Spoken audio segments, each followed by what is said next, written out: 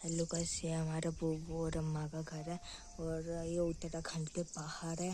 ये कितने बड़े बड़े डरावने से बाघ उनको डर लगता है। ये चिड़िया चाय करी कितना अच्छा लग रहा है।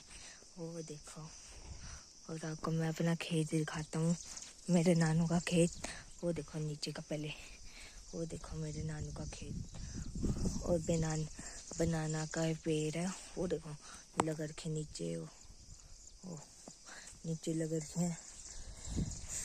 मैं थका सा हूँ थोड़ा,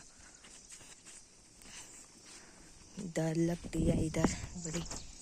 और ये नीचे वो है पिन कोड, और इधर रोड है वो सामने। और देखो कितनी छाव हो रही है, धूप है ही नहीं बिल्कुल। और वो देखो, और मेरे नानू के पेड़ के उधर देखो कितने अच्छे अच्छे फूल फ्लावर्स है।